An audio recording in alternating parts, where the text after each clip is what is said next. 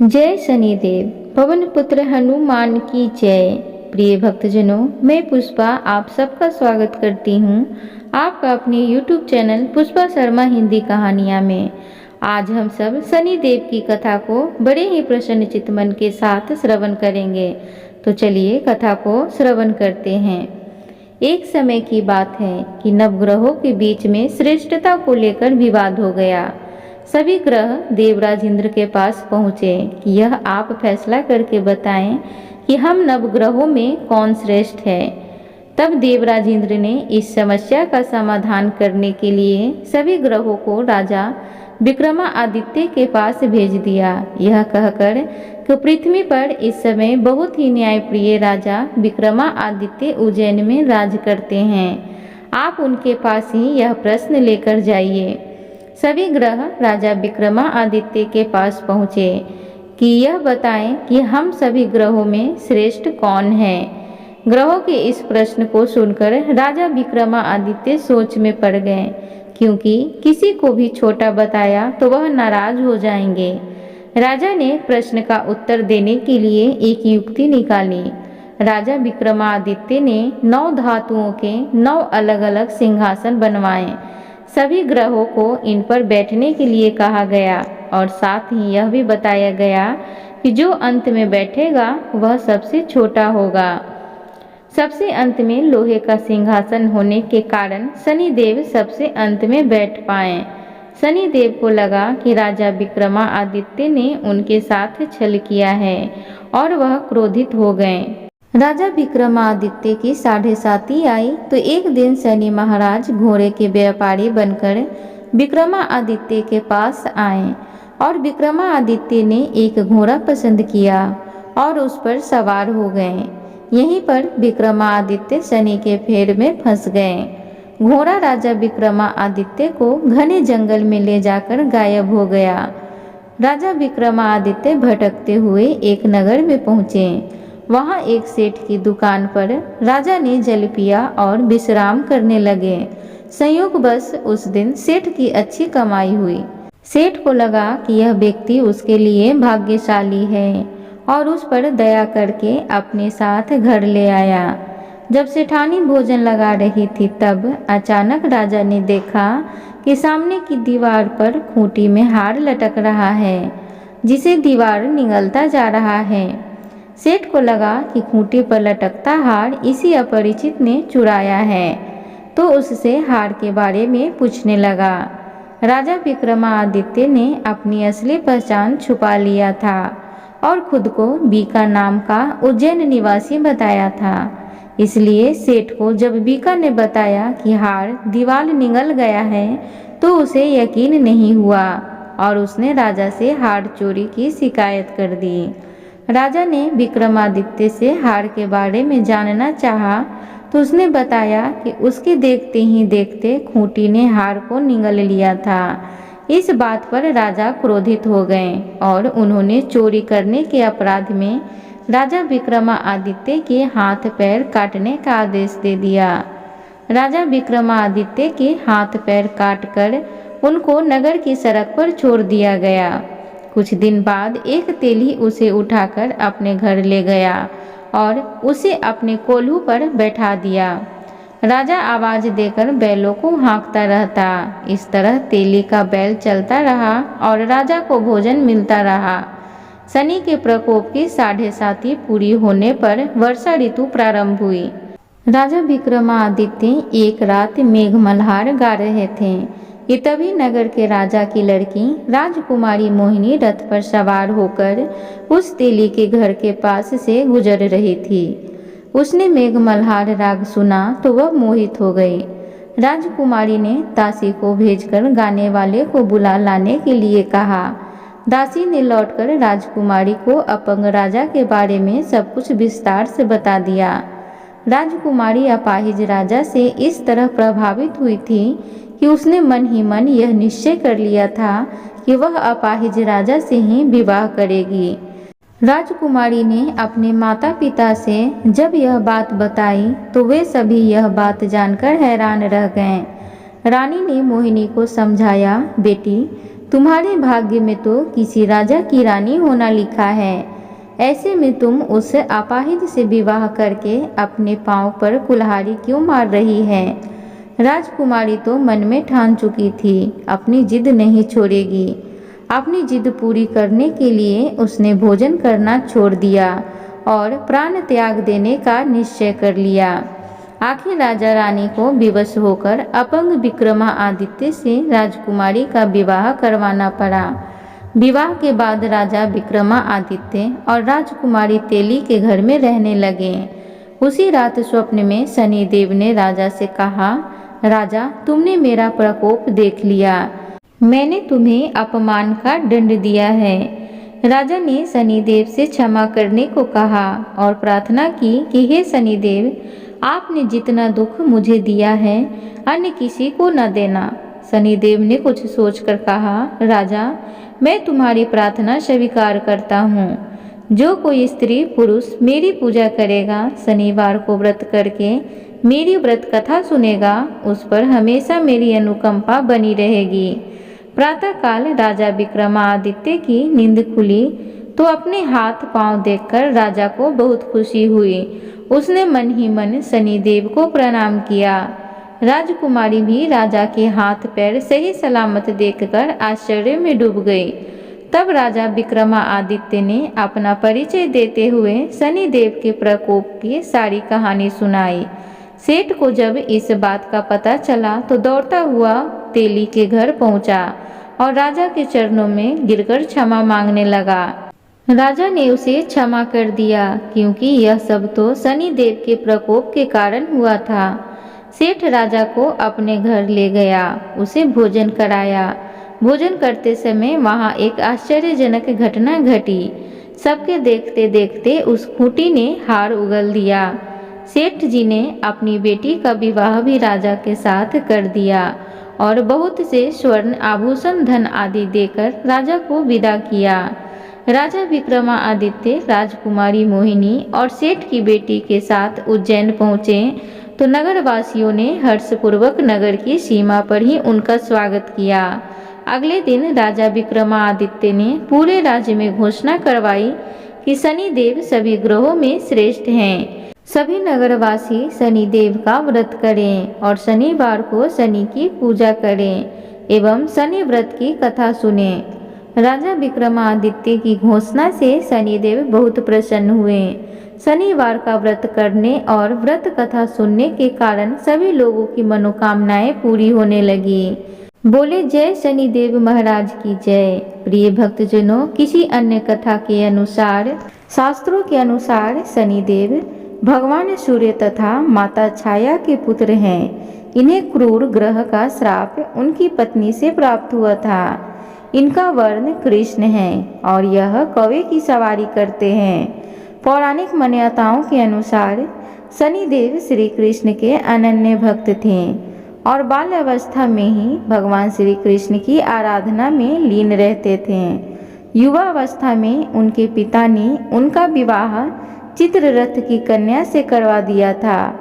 एक बार जब उनकी पत्नी पुत्र प्राप्ति की इच्छा के लिए शनिदेव के पास पहुंची, तब न्याय देवता श्री कृष्ण की भक्ति में लीन थे। वह बाहरी संसार से पूर्ण रूप से कट चुके थे।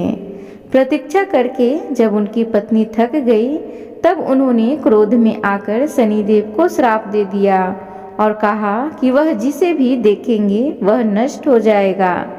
ध्यान टूटने के बाद शनिदेव ने अपनी पत्नी को बहुत मनाया और श्राप वापस लेने को कहा। उनकी पत्नी को अपनी भूल का पश्चाताप हुआ, लेकिन श्राप वापस लेने की शक्ति उनमें नहीं थी और इसी वजह से शनिदेव अपना सर नीचा करके रहने लगे, क्योंकि वह नहीं चाहते थे कि उनके कारण किसी पर भी विपत्ति आए।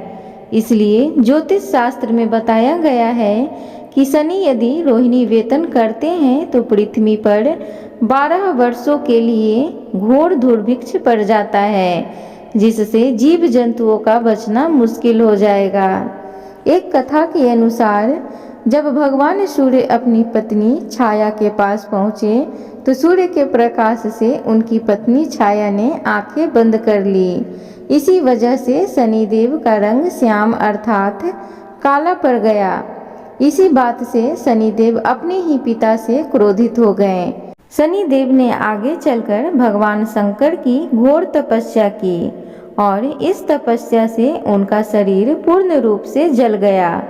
शनि की भक्ति को देखकर भगवान शिव बहुत प्रसन्न हुए और उनसे वरदान मांगने के लिए कहा। शनि देव ने वरदान के रूप में मांगा कि वह चाहते हैं कि उनकी पूजा अपने पिता से अधिक हो, जिससे सूर्य देव को अपने प्रकाश का अहंकार टूट जाए। भगवान शिव ने शनि देव को वरदान दिया कि तुम नवग्रहों में श्रेष्ठ हो जाओगे और पृथ्वी लोक पर न्यायाधीश के रूप में तुम लोगों को कर्मों के अनुसार फल प्रदान करोगे। इसलिए आज भी भगवान शनि देव को न्यायाधीश के रूप में पूजा जाता है और सभी ग्रहों में उनका स्थान बहुत ऊंचा है। तो प्रिय भक्तगणों, अब हम सब शनि देव की दूसरी कथा को बड़े ही प्रसन्न चित्त मन से श्रवण करेंगे। तो चलिए कथा में आगे बढ़ते हैं। एक बार भगवान विष्णु, शंकर और ब्रह्मा के बीच में एक संवाद शुरू हुआ। यह संवाद था संसार में एक न्याय अधिकारी को जन्म देने का। यह संवाद तब शुरू हुआ जब देवों और असुरों के बीच लगातार युद्ध हो रहा था। असुरों को लगता था कि जब न्याय की बात आती है तो फैसला देवों के हक में सुनाया जाता है, परंतु असुरों के गुरु शुक्राचार्य को भगवान शंकर पर पूर्ण विश्वास था कि वह देवों के साथ असुरों के हितों की भी रक्षा जरूर करेंगे। भगवान शंकर ने अपने परम भक्त शुक्राचार्य को निराश नहीं किया।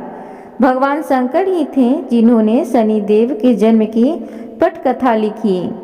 शनि देव का जन्म सूर्यपुत्र के रूप में हुआ था, जिनकी मां का नाम छाया था। एक पौराणिक कथा के अनुसार छाया ने शनि को एक जंगल में छुपा के रखा था। उनका वहीं पालन पोषण किया। यम के अलावा शनि भी एक पुत्र है। शनि देव को भी नहीं मालूम था कि उनके पिता स्वयं सूर्य देव हैं, लेकिन यह राज बहुत दिनों तक न छुप सका, क्योंकि संसार को उसका न्याय अधिकारी मिलना था, जो कर्मों के आधार पर लोगों को न्याय और दंड देगा। इधर देवाधिपति इंद्रदेव और शुक्राचार्य के बीच न्याय अधिकारी के अस्तित्व को जगाने के लिए खलबली मची हुई थी। इसी खलबली का नतीजा एक चक्रवात के रूप में आया, जिसका संचालन शुक्राचार्य कर रहे थे। शुक्राचार्य को मोहरा बनाते हुए इंद्रदेव ने एक षड्यंत्र रचा था। सही मायनों में इस चक्रवात के लिए इंद्रदेव जिम्मेवार थे, जिन्होंने असुरों के गुरु शुक्राचार्य को उस्काया। इस चक्रवात की चपेट में शनि की माता छाया आ गई, जिससे शनि देव नाराज हो गए और शंकर भगवान की कृपा से उन्हें अपनी शक्तियों का बोध हो गया और उन्होंने अपनी मां छाया को बचा लिया। इसके बाद सूर्यदेव चक्रवात से क्रोधित हो गए और उन्होंने शुक्राचार्य और इंद्रदेव को सूर्य लोक में बुलाया, जहां पर चक्रवात के दोषी को दंड देकर न्याय दिया जाना था। लेकिन शुक्राचार्य की बात सुने बिना सूर्यदेव ने शुक्राचार्य को दोषी करार दे दिया। इसको देखते हुए वहां शनिदेव प्रकट हो गए। उन्होंने न्यायाधिकारी के रूप में उचित न्याय किया। उन्होंने सभी को बताया कि चक्रवात के असली दोषी शुक्राचार्य नहीं हैं, अपितु इंद्रदेव हैं। शनिदेव की यह बात सुनकर वहां मौजूद सभी देवता, उनके पिता सूर्यदेव और शुक्राचार्य सहित चकित रह गए। लेकिन शनिदेव ने कहा कि न्याय सबके लिए बराबर होगा, चाहे वह देव हो या असुर। अंत में देवताओं को शनिदेव के आगे झुकना ही पड़ा, क्योंकि न्याय विश्व के न्याय अधिकारी के द्वारा हो रहा था। इंद्रदेव को सजा के तौर पर अपना मुकुट धरती पर उतार कर रखना पड़ा। एक बार प्रेम से बोलिए शनिदेव की जय। पौराणिक कथा के अनुसार एक समय शनिदेव भगवान शंकर के धाम हिमालय पहुँचे। उन्होंने अपने गुरुदेव भगवान शंकर को प्रणाम कर उनसे आग्रह किया, हे प्रभु, मैं कल आपकी राशि में आने वाला हूँ, अर्थात मेरी वक्र दृष्टि आप पर पड़ने वाली है। शनिदेव की बात सुनकर भगवान शंकर हतप्रभ रह गए और बोले, हे शनिदेव, आप कितने समय तक अपनी वक्र दृष्टि मुझ पर रखोगे? शनिदेव बोले, हे नाथ, कल सवा पहर के लिए आप पर मेरी वक्र दृष्टि रहेगी। शनिदेव की बात सुनकर भगवान शंकर चिंतित हो गए और शनि की वक्र दृष्टि से बचने के लिए उपाय सोचने लगे। शनि की दृष्टि से बचने हेतु अगले दिन भगवान शंकर मृत्यु लोक आ गए। भगवान शंकर ने शनिदेव और उनकी वक्र दृष्टि से बचने के लिए एक हाथी का रूप धारण कर लिया। भगवान शंकर को हाथी के रूप में सवा पहर तक का समय व्यतीत करना पड़ा तथा शाम होने पर भगवान शंकर ने सोचा, अब दिन बीत चुका है और शनिदेव की दृष्टि का भी उन पर कोई असर नहीं होगा। इसके उपरांत भगवान शंकर पुनः कैलाश पर्वत लौट आए। भगवान शंकर प्रसन्न मुद्रा में जैसे ही कैलाश पर्वत पर पहुँचे, उन्होंने शनिदेव को उनका इंतजार करते पाया। भगवान शंकर को देखकर शनिदेव ने हाथ जोड़कर प्रणाम किया। भगवान शंकर मुस्कुराकर शनिदेव से बोले, आपकी दृष्टि का मुझ पर कोई असर नहीं हुआ। यह सुनकर शनिदेव मुस्कुराए और बोले, मेरी दृष्टि से न तो देव बच सकते हैं और न ही दानव, यहाँ तक कि आप भी मेरी दृष्टि से नहीं बच पाए। यह सुनकर भगवान शंकर आश्चर्यचकित रह गए। शनिदेव ने कहा, मेरी ही दृष्टि के कारण आपको सवा पहर के लिए देव योनि छोड़कर पशु योनि में जाना पड़ा। इस प्रकार मेरी वक्र दृष्टि आप पर पड़ गई और आप इसके पात्र बन गए। शनिदेव की न्यायप्रियता को देखकर भगवान शंकर प्रसन्न हो गए और शनिदेव को हृदय से लगा लिया।